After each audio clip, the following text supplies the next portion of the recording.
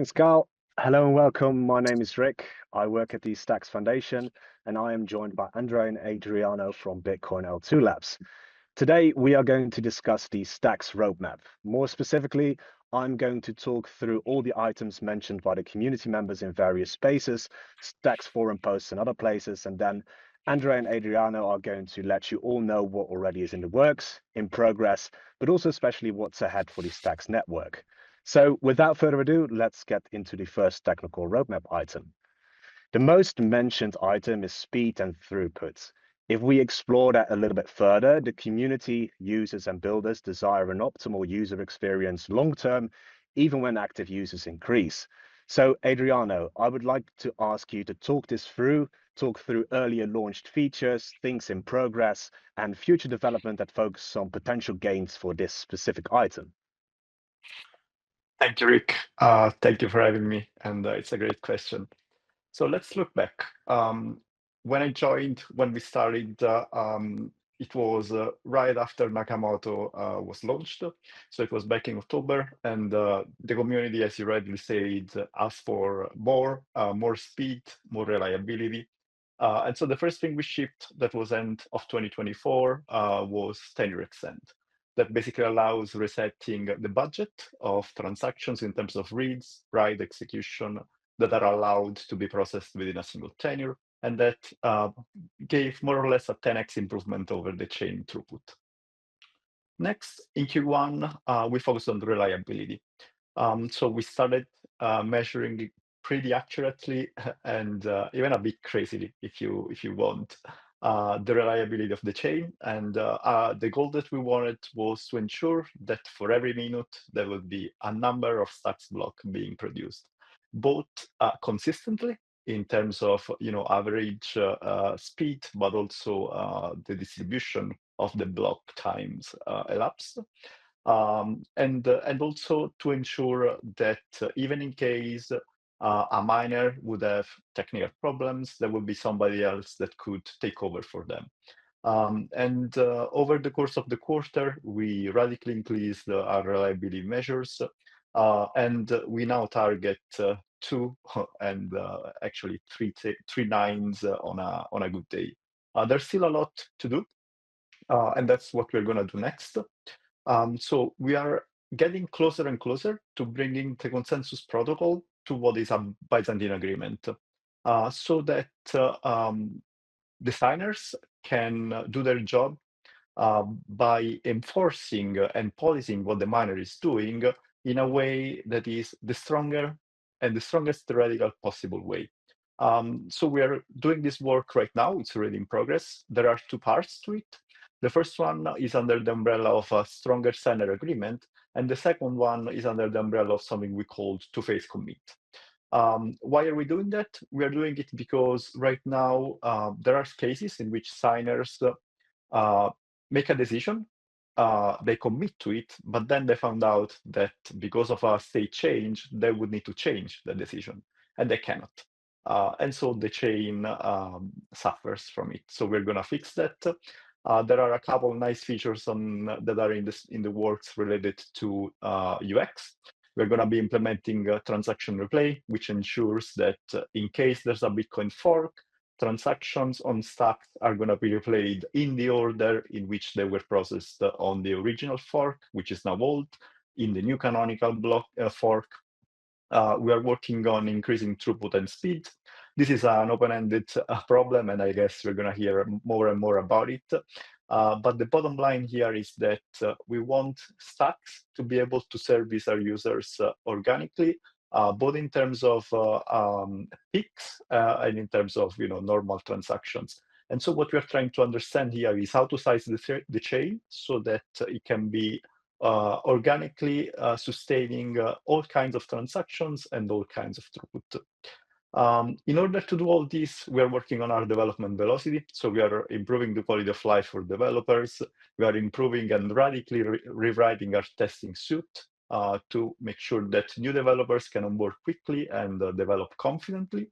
And lastly, and I'm going to stop here because this will be another big item, we have basically completed our rewrite of the Clarity VM with a WASM engine.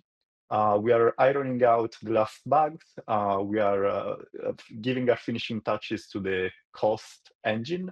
And the idea is, it's a bit ambitious, but that's what we're going to try to do, is to ship it as soon as possible, roughly before the end of the quarter, ship it in such a way that it's off, but that can be enabled, and that can be used together with the existing Clarity engine, so that we'll be able to confidently know whether they are up to 1-to-1 in terms of parity, and eventually we can switch one for the other. I'm going to stop here and give it back to you, Rick. Thank you, Adriano. That's very exciting.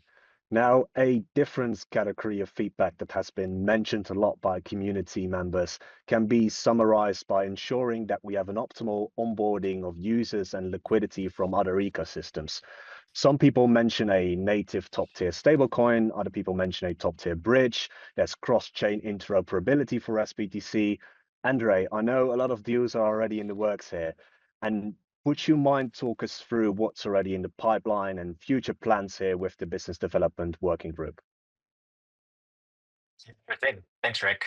I guess first, to build off of what Adriano was saying, the user experience on Stacks over the past 6 months has improved significantly. Whether you're transacting on Bitflow or Zest or one of the many other applications in the ecosystem, transactions are fast, the network is stable, and that is largely due to a lot of the optimizations that we've made even post Nakamoto. So it's been a really great to see the evolution of the Stacks network over the last 6 months.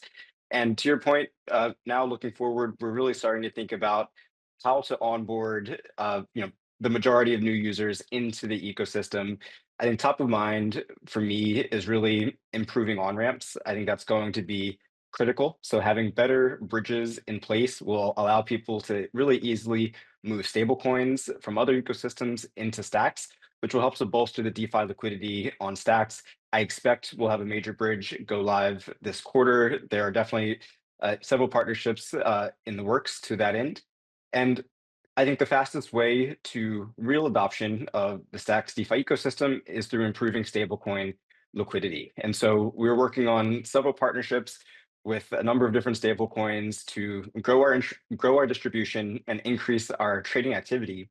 So this can really improve DEX trading volume, borrow and lending activity, and a variety of other key use cases. And so I think really the way that we win to this end is abstracting away a lot of the complexity. So removing friction from users to onboard into Stacks, creating really simple solutions that let people earn yield on their Bitcoin and deploy into DeFi, and trying to just do it in as few steps as possible and removing any hurdles that users might face as they're onboarding into the ecosystem. Thank you, Andre. Let's take things back to core engineering. Since SBTC has seen a lot of success and is currently the flagship product to bring liquidity to Stacks, builders have highlighted that SBTC should become the preferred L2 BTC asset on the market. It should be superior compared to its competitors. So, Adriano, whether it's the most trustless assets, the most decentralized, or other parameters SBTC should excel in, talk us through the design discussion and how you are looking at the future of SBTC. Oh boy, that's quite a question. We're gonna deep dive into it in the next session, so I'm gonna keep it very high level here. But we want to make sure that SBTC is the best L2 asset out there. And in doing that, we want to ensure that it has the best custody model, that it's the most trustless, and that it has the best UX, right? And so for each of these things, we are basically brainstorming, studying, designing, and what I really love here is that we are doing groundbreaking work. That's, I think, what we should be doing as leaders in the space. And I guess everybody's going to hear a bit more about it later on in the next couple hours and then in the next couple weeks. There are a few things that I think are top of mind for us. We care a lot about what it feels like in order to peg in. And so one low-hanging fruit there is that we wanted to give SBDC to the community as quickly as possible, and the UX of our bridge was kind of, could have been improved. So withdrawals are going to open in a couple of weeks, and they're going to feature a new UX, which Andre has been giving all his love, and I think it's great, and I'm super excited about it. Mid to long term, there are more radical changes that we are thinking about, and yeah, let's say that I'm just super excited about it. Awesome. Thank you, Adriano. Right, let's move things back to Andre. I think one thing that the business development working group has done great is to bring more institutional investors to SBTC, and especially having them deploy their BTC into Stacks apps and really make their Bitcoin productive. And a large part of this is due to the SBTC incentive program, as well as the DeFi incentives in the Stacks ecosystem. So I'm going to ask you, Andre, could you shine a light on how this will look like in the future, how we can maintain this attractive opportunity for institutions and users alike, and maybe what we are going to set up and set in place to continue this upward trend in terms of TVL, user growth, and liquidity? Yeah, sure thing, Rick. So, I think when we think about phase one for SBTC, the incentives have really been designed around attracting capital into the ecosystem. It's how we've been able to achieve over 3,000 Bitcoin deployed on the network so far.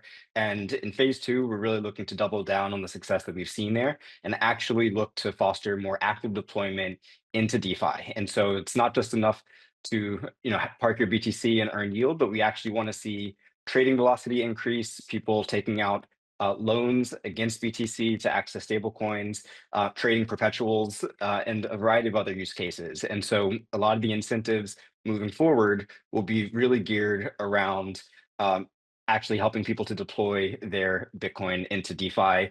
That said, we're also looking to double down on the yield program that we've already launched. So one of the unique things about Stacks and the current yield program is that we have a Bitcoin in, Bitcoin out model, which basically means that users need to hold SBTC and they can earn Bitcoin yield in the form of more SBTC. This has been a very popular product. And we have some ideas that maybe we'll discuss in the next panel for how we double down on that in the future. Awesome. So last question, and I'm going to ask you both this. Is there anything else that you are maybe short-term or long-term excited about for Stacks? Let's start with Adriano. What I'm excited about is that it feels we are at a tipping point, right? Momentum is building. Nakamoto was an enabler. SBDC was the second piece of the puzzle. TVL is growing. We reached 3K SBDC in basically a matter of hours since we opened the second cap of the second deposit cap. And so this all builds, right? We're getting faster and more confident in the way we build and we test and we ship our code. And I can see that it's like there's a snowball, it's getting bigger and bigger, and that's what I'm excited about. Andre, Yeah. you're up. Yeah, sure. I think from my end, it's really just scaling the broader ecosystem. So, when I look at Stacks right now, we have the largest ecosystem of Bitcoin native applications.